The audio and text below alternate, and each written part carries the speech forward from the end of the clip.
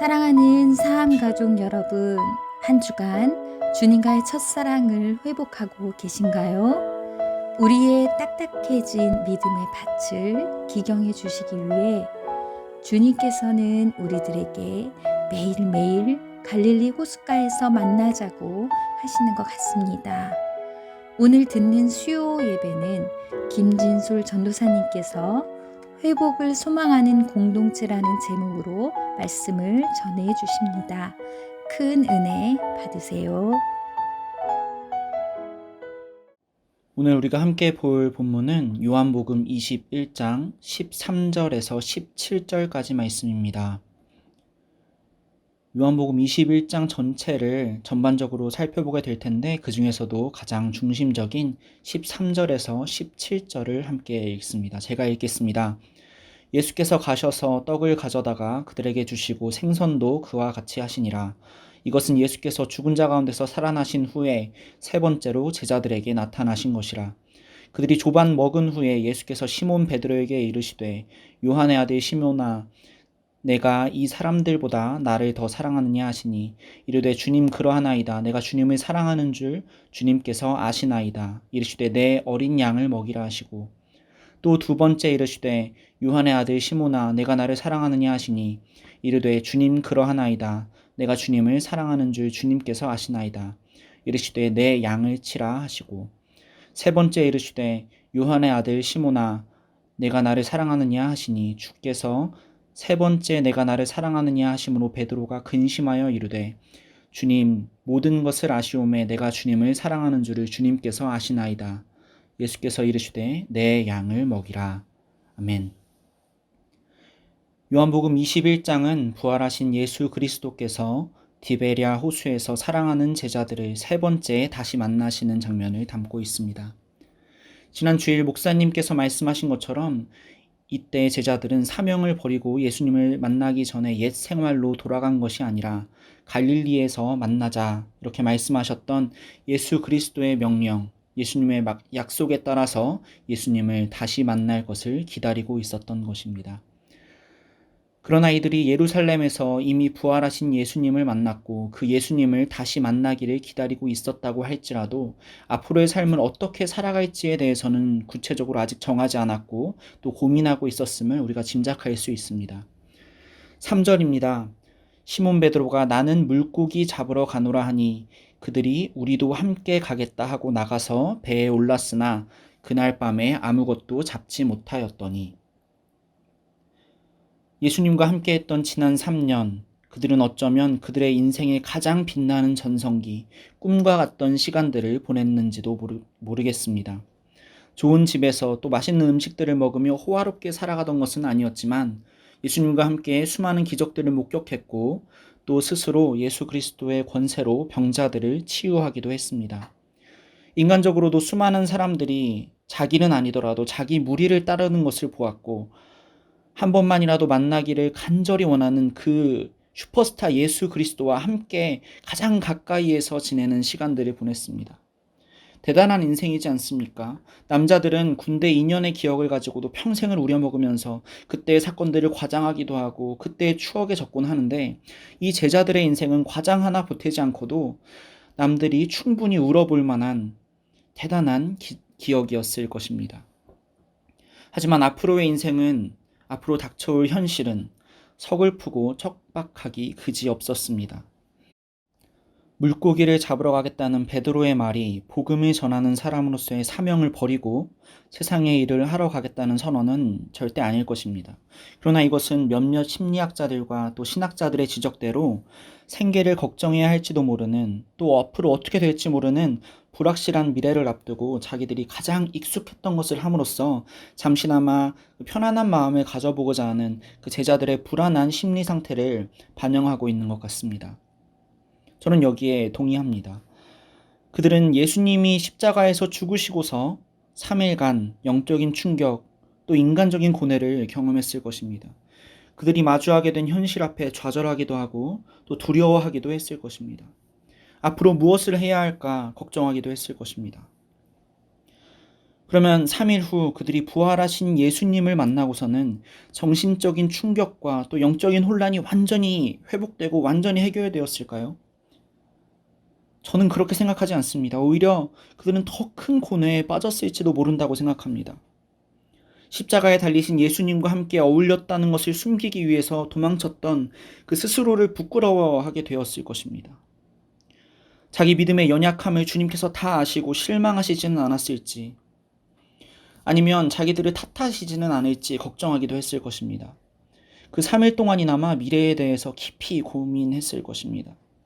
그리고 그 인간적인 고민을 했다는 사실조차 자기 믿음의 연약함을 드러내는 것 같아서 스스로도 굉장히 속상해하는 시간을 보냈을 것입니다. 저는 예수님이 죽으시고도 그들이 숨어들었던 것은 신앙이 굳건했다거나 아니면 예수님이 하나님의 아들이심을 알리기 위해서 숨어서 준비하고 있었다거나 하는 그런 상상들보다는, 아니면 부활하신 예수님을 보자마자 그들의 인생이 완전히 뒤집히고 완전히 변화했다 하는 상상보다는, 제자들 역시 날마다 신앙과 현실 속에서 고민하고 스스로 자책하기도 하는 우리들처럼 그들도 똑같이 고민하고 갈등하고 어려워했을 것이다, 이렇게 보는 상상이 더 합리적으로 생각됩니다. 그들도 우리와 똑같은 완전하지 않은 사람들이었기 때문입니다. 그리고 그렇게 정신적, 영적 충격을 여전히 간직한 제자들에게 세 번째로 예수 그리스도께서 찾아오셨습니다. 그리고 어부 제자들을 불렀을 때 밤새 한 마리의 물고기도 잡지 못한 베테랑 어부들이 그물이 찢어질 정도로 고기를 잡게 하셨던 것처럼, 이번에도 밤새 물고기 한 마리도 잡지 못한 제자들에게 그물을 들어 올리지도 못할 정도로 많은 물고기를 잡게 하셨습니다. 처음 예수님의 제자가 되었을 때 감격을 다시 경험하게 하신 것입니다. 다른 방법으로 나타나셨을 수도 있는데 굳이 처음 제자들과 만났을 때와 같은 모습으로 나타나신 것은 첫 만남을 기억하게 하시려는 주님의 분명한 의도가 있으셨으리라고 저는 확신합니다. 코로나19와 관련한 일련의 사태를 경험하면서 아마 많은 분들이 현실적인 고난을 경험하셨을 줄 압니다. 그리고 동시에 늘 아무렇지도 않게 당연하게 경험해오던 현장 예배가 중단되고 온라인 예배로 대체되고 전환되면서 그 변화 과정에서도 나름의 충격을 경험하고 또 신앙적 고민들도 이어지셨을 것으로 생각합니다.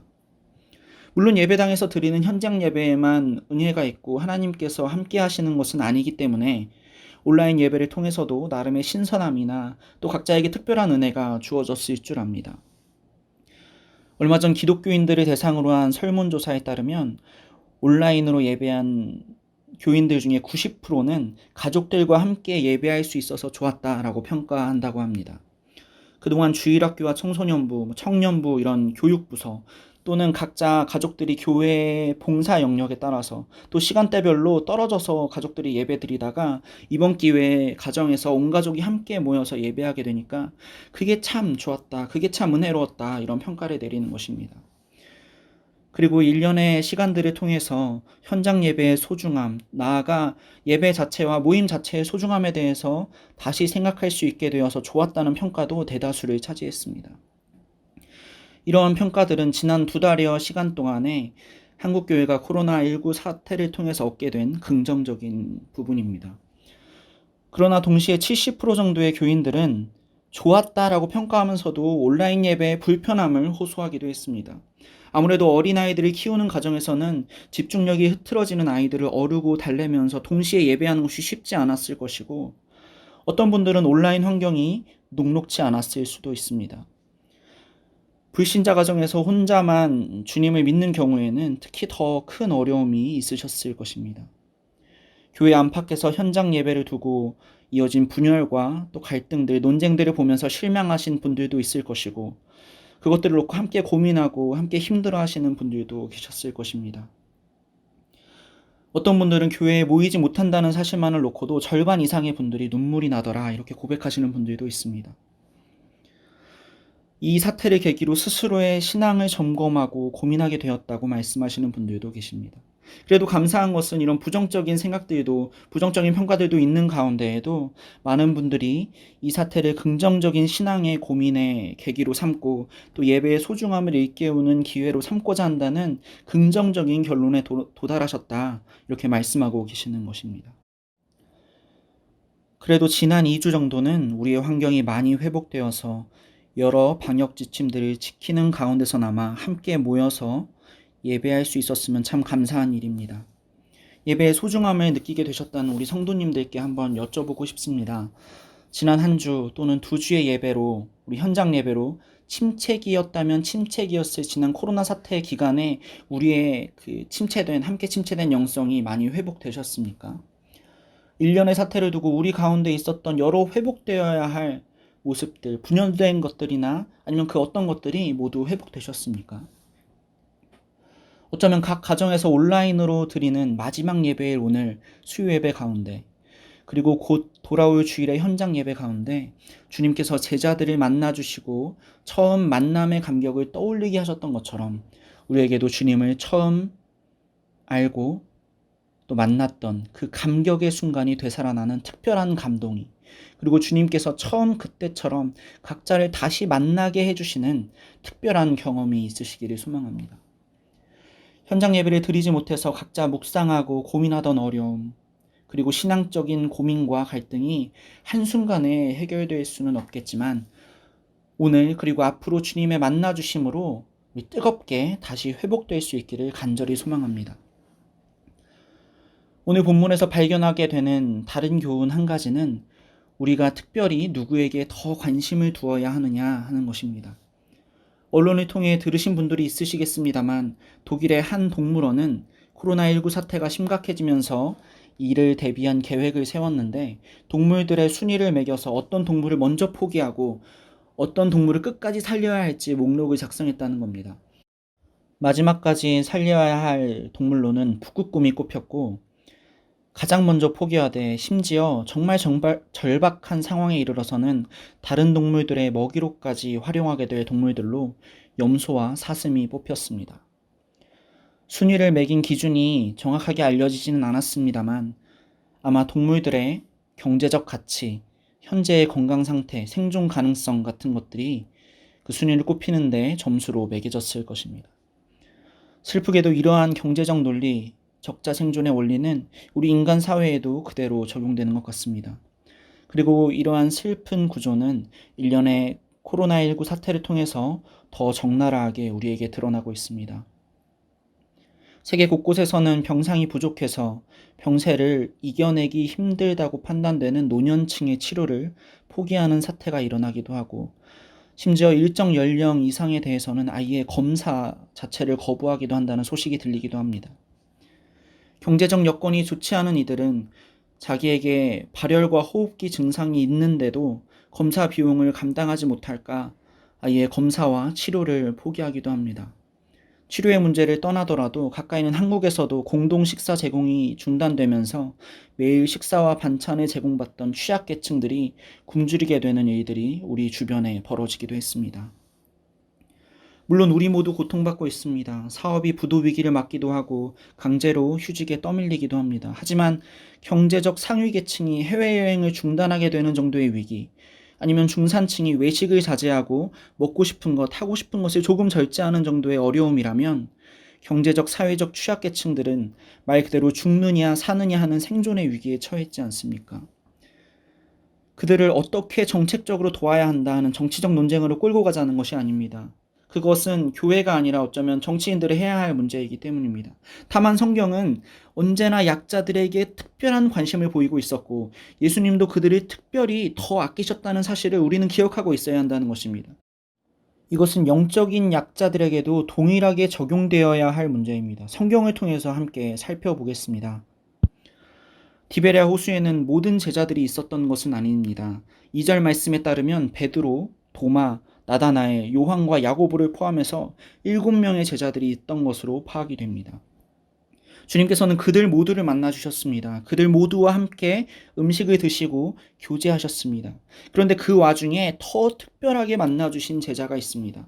11절 이후의 말씀을 읽어 보십시오. 그들이 조반 먹은 후에 예수께서 시몬 베드로에게 이르시되, 잘 아시는 대로 이후에는 내가 나를 사랑하느냐 하는 세 번의 예수님의 질문과 주님께서 내가 사랑하는 줄 아십니다 하는 세 번의 베드로의 대답, 그리고 내 양을 먹이라, 치라, 먹이라 하는 사명 전달의 시간이 있습니다.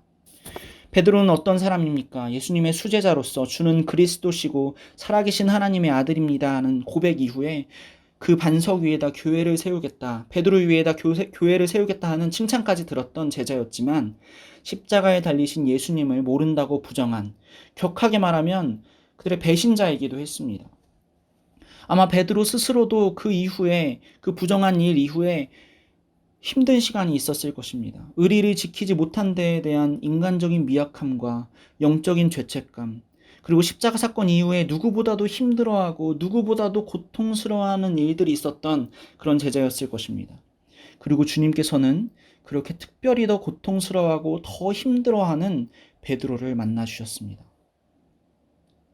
저는 그것이 예수님이 십자가에 달리시기 전에 베드로를 더 특별히 아끼셨고 더 특별히 사랑하셨고 베드로가 수제자 중에 수제자였기 때문이라고 생각하지 않습니다. 성경이 사회적 약자인 고아와 과부에게 특별한 관심을 보이는 것처럼 현재 누구보다 더 영적인 약자의 모습으로 힘들어할 베드로에게 주님께서 더 특별한 관심을 보이시는 것이라고 생각합니다. 그리고 주님께서는 베드로의 주님과의 관계를 회복시키시고 분명한 사명을 전해주셔서 영적인 고난, 신학적 고민의 시간들을 영적 성장, 그리고 신앙이 다시 살아나는 일종의 영적 부활의 시기로 삼으십니다. 코로나 사태에서도 교회 가운데 특별한 약자들이 있습니다. 신앙의 성장기에 있던 이들, 그리고 특별히 전도 대상자들에게는 교회에 모일 수 없었던 최근의 시간들이 특별히 더 큰 영적 침체기로 다가오게 되었을 것입니다. 온라인 예배는 아무래도 11시 어른들 예배를 중심으로 합니다. 그렇다 보니 어른 예배를 어려워하는 어린이들이나 조금 지루해할지도 모르는 청소년들, 아니면 온라인에 취약하신 어르신들, 성도 간의 교제를 좋아하는 지체들, 그들 모두에게 각자 나름의 어려움이 있었을 것입니다. 실제로 앞서 말씀드렸던 설문조사에 따르면 기성교인들의 10% 정도는 귀찮거나 굳이 교회에 가지 않고는 예배를 드릴 마음이 생기지 않더라, 그런 이유로 아예 온라인 예배조차 드리지 않았다고 합니다. 현장 예배에 오지 않는 분들이 믿음이 유약하다고 단언할 수는 없습니다. 하지만 그들 중에 일부는 실제로 믿음이 유약하거나 아니면 영적인 선배들의 케어를 받지 못해서 예배를 드리지 않는 환경 가운데 있다는 것을 우리는 기억해야 합니다. 결론적으로 온라인 예배가 아니라고는 결코 이야기할 수 없을 것입니다. 하지만 교회 안에 주류를 형성하지 못한 이들, 그리고 한국교회 역사 이래 처음 경험한 이 혼란 속에서 교회에서 미처 신경을 쓰기 어려웠던 분들에게는 코로나 사태 가운데의 예배 중에는 온전하지 못한 부분, 그리고 아쉬운 부분들이 분명히 있을 수도 있었다는 것입니다. 이것은 우리가 온라인 시대를 맞아서 차츰 보완해 가야 할 부분이기도 하고, 예배와 일상이 조금씩 회복되고 있는 현 시점에서 우리가 누구에게 가장 먼저 관심을 보여야 하는가, 가장 어떤 부분을 먼저 회복시키도록 노력해야 하는가, 어떤 분들을 위해서, 어떤 부분을 위해서 가장 먼저 기도하며 신경 써야 하는가를 보여주는 대목이기도 합니다.